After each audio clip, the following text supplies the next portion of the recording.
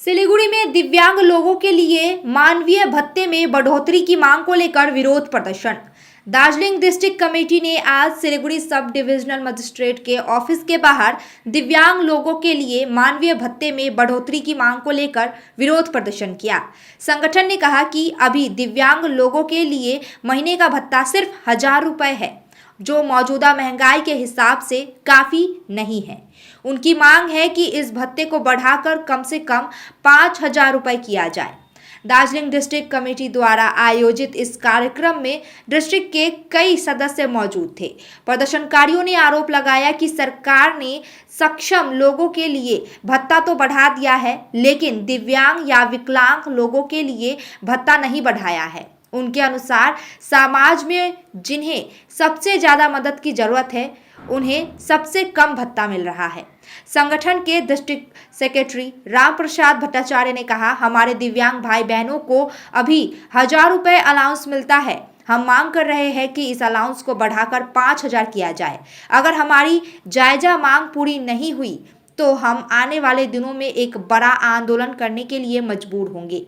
संगठन के लीडरशिप ने संकेत दिया कि दिव्यांगों के अधिकारों की सुरक्षा की मांग करने वाला यह आंदोलन भविष्य में और भी मजबूत होगा।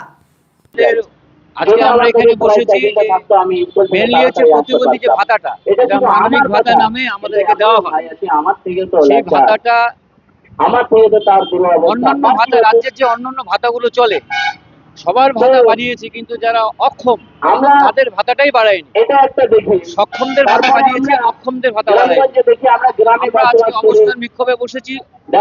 প্রতিবন্ধী যে মানবিক ভাতা সেটা 1000 টাকা থেকে বাড়িয়ে 5000 টাকা করতে হবে। কারণ প্রতিবন্ধকতার 21 ধরনের প্রতিবন্ধকতা আছে, আগে ছিল 7 ধরনের প্রতিবন্ধকতা। এবার ধরুন যারা মাল্টি অর্গান ফেলিওর প্রতিবন্ধী ভাই বোন, তারা তো বিছনার থেকে চলাফেরাই করতে পারে না। তারা এই 1000 টাকা নিয়ে কি করে জীবনযাপন পালন করে?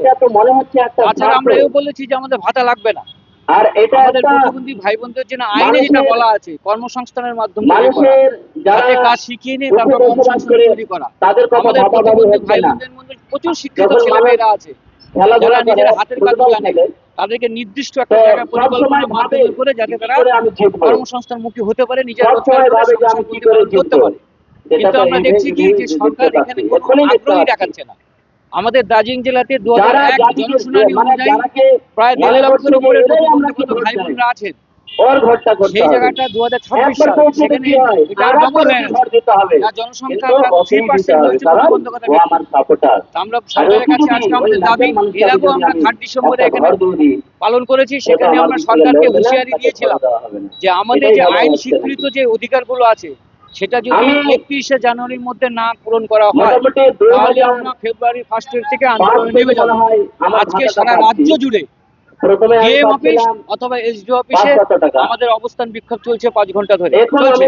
যদি এতেও আমাদের ভাতা না বাড়ে, আমাদের প্রতিবন্ধী ভাই বোনদের যে রিজার্ভেশন করা আছে সরকারি আবাসন প্রকল্প, তাতে যদি তার নাম নথিভুক্ত না করা হয় এবং পঞ্চায়েত স্তর থেকে তাদের আইডেন্টিফিকেশন করে তাদের রেজিস্ট্রি মেনটেন করে আগামী দিনে যারা সুষ্ঠুভাবে জীবনযাপন করতে হবে, যেটা সরকারি আইনে বলা আছে, সেটা যদি না করা হয় তাহলে আগামী দিনে আমরা আরো এর থেকে বড় আন্দোলনে আমরা নামতে বাধ্য হব।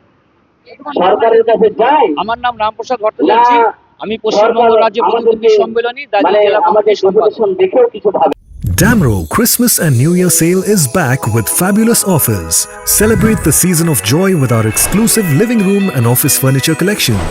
Explore the all-new Christmas and New Year range at your nearest Damro showroom. Visit today and bring home happiness with Damro.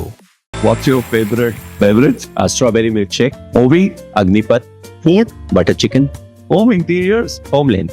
By getting your interiors done from Homelane, you choose a hassle-free experience. 45-day delivery, no hidden costs, and a flat 10-year warranty. Come meet us. Homelane Modular Kitchens and Wardrobes, now available at Selection Furniture, Siliguri, opposite Vega Circle Mall, next to Zudio. Call now 7699736111.